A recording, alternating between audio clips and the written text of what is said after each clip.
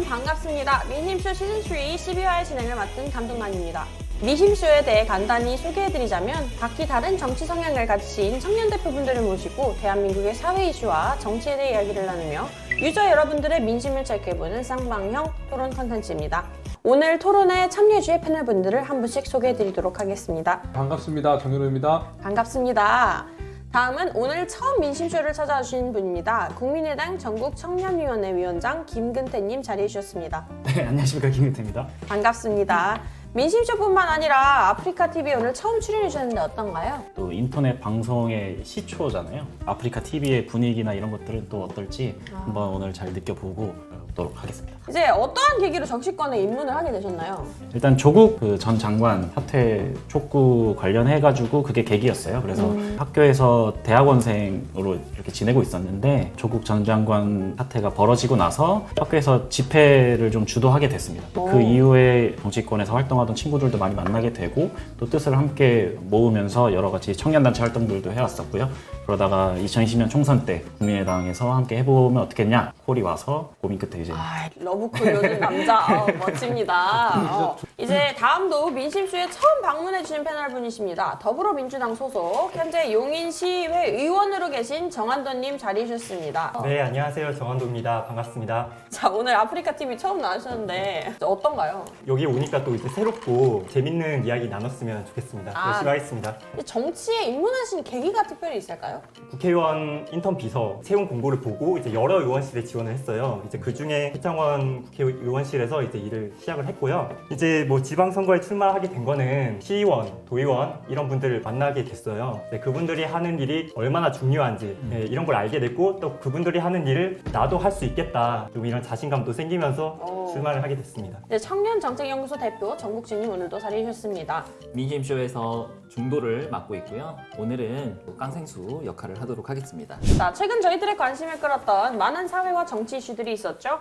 그중 오늘은 사회적으로 큰 논란이 되었던 인천 흉기 난동 사건, 여경 무용론 재점화. 4층에 거주하던 40대 남성이 3층에 거주하는 50대 부부와 20대 딸 등 일가족 3명에게 흉기를 휘두르는 사건이 발생했었죠.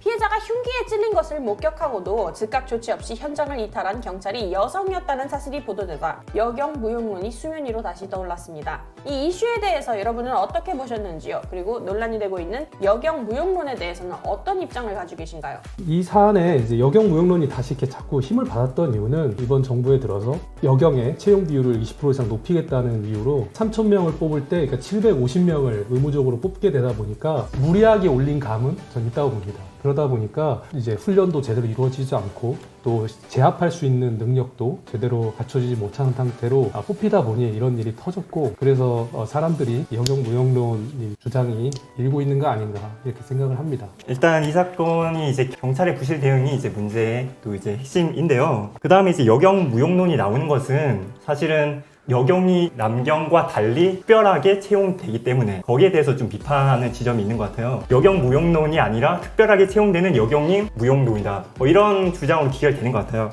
경찰청이 올해 6월 경찰관 채용 과정에서 남녀 체력 검사를 통일하는 경찰 남녀 통합 선발 체력 검사 도입 방안을 발표한 바가 있습니다. 사실상 체력 시험에 변별력이 낮아진다는 문제도 있는 것으로 보입니다. 이러한 남녀 경찰의 성비 문제와 선발 기준에 대해서는 어떻게 보시나요? 이 치안 유지라는 본질에 맞는 채용 과정이 있어야 되고 근데 거기서 좀 더 나아가서 말씀을 드리고 싶은 부분들은 이 치안이라는 남성이 더 잘한다라는 인식이 박혀있는 이 영역에까지 여자도 할 수 있다라는 인식을 강제적으로 심어주기 위해서 무리한 일들을 하고 있다라고 저는 생각을 해요. 그래서 이런 부분들이 여경이 문제가 생겼을 때도 보면 조직적으로 경찰에서 변명을 해준단 말입니다. 정치적 논리에서 벗어나서 실제 국민들의 삶, 치안이 어떻게 더 효율적으로 운영될 수 있을지에 대해서 고민을 하기 시작한다면 이런 문제들도 하나씩 줄여나갈 수 있지 않을까라고 저는 생각합니다. 이게 억지 평등을 너무 지향하다 보면 결과적 평등을 맞춰내기 위해서 여성 할당제를 이제 두게 되는 거죠. 그러니까 남성들이 역할할 수 있는 위치도 있었는데 굳이 그 정책 목표에 맞춰서 들어갈 남성도 못 들어가고 여성을 또 과하게 공급해서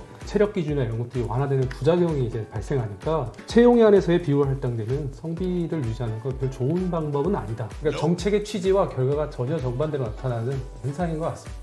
이제 이 사건과 관련하여 이준석 국민의힘 대표가 한 발언이 정치권에서 논쟁이 되고 있습니다. 철저하게 국민 재산과 생명을 지킬 수 있는 최소한의 치안 능력을 확인하는 게 되어야 한다고 말했는데요. 제1야당의 당대표로서 부적합한 발언이었다, 아니다. 남성 표심을 얻기 위한 전략적 발언이다, 아니다. 어떻게 보시나요?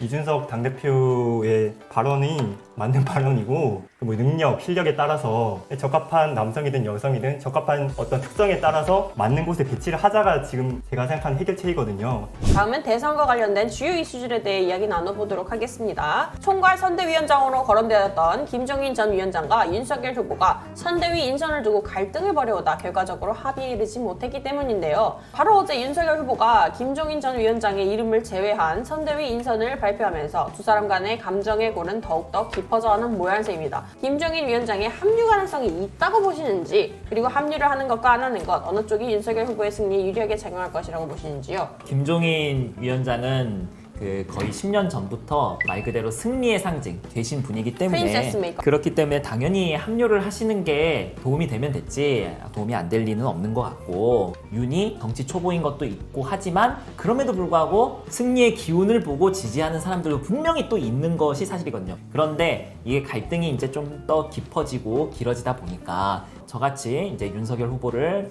지지하는 분들로도 하여금 굉장히 좀 걱정을 끼쳐드리게 되는 연인이 된 것 같습니다.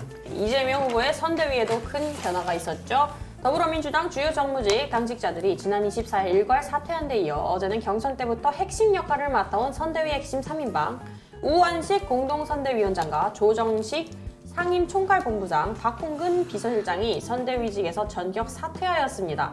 이러한 개편이 어떤 변화를 가져올 거라고 보시나요? 민주당이 그동안의 모습에 대해서 좀 반성을 하고 그 실천적인 모습으로 이제 사퇴를 한 거죠. 말로만 반성하고 앞으로 잘하겠다가 아니라 우리 선대위원 분들이 우리 이재명 후보를 중심으로 이제 바꾸겠다, 이렇게 얘기를 한 거거든요. 사실 선대위가 처음 꾸려질 때는 국회의원 중심으로 꾸려졌는데 지금 국민들은 국회의원들을 그렇게 좋아하지 않는 것 같아요. 왜냐하면 지금 이재명 후보도 국회의원 안 했고 윤석열 후보도 국회의원이 안 하신 분이고, 이재명 후보를 돕겠다고 이제 국회의원들이 가득 차서 앉아있으면 저도 사실은 거부감이 들었거든요. 그래서 이제 앞서 말씀드린 대로 이제 능력대로 실력대로 할 수 있는 분을 이제 이재명 후보 옆에 두자, 이렇게 좀 바꾸는 부분이라고 생각합니다. 다음은 국민의당 안철수 후보와 정의당 심상정 후보의 연대 움직임에 대해 이야기를 나눠보겠습니다. 양당 체제를 견제하기 위해서는 연대가 가능하다며 실무선에서 협상을 진행하고 있다고 밝혔는데요. 이제 민주당의 고발 사주 의혹 관련 특검 법안을, 국민의힘에는 대장동 의혹 특검 법안을 각각 위임한 뒤 국민의당과 정의당이 이를 심사하면 된다는 것인데요.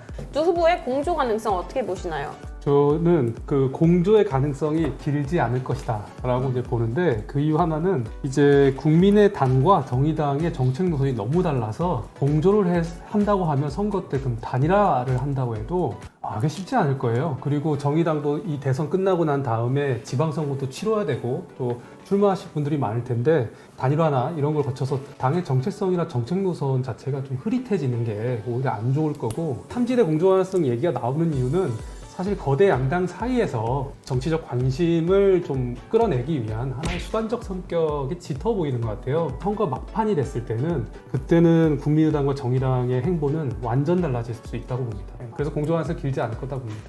오늘은 여경 무용론에 대한 논란과 대선 관련 여러 가지 이슈들에 대해 이야기를 나누어 보았는데요. 먼저 정윤호님, 오늘 토론 어떻게 보셨나요? 얘기 다양하게 할 수 있어서 되게 좋았던 것 같습니다. 이렇게 아프리카 TV 출연은 첫 경험인데 굉장히 의미 있는 시간이었습니다. 재밌었고요. 오늘 이렇게 좀 얘기를 할 수 있어서 좋았습니다. 앞으로 자주 나와주시면 안 되겠습니까?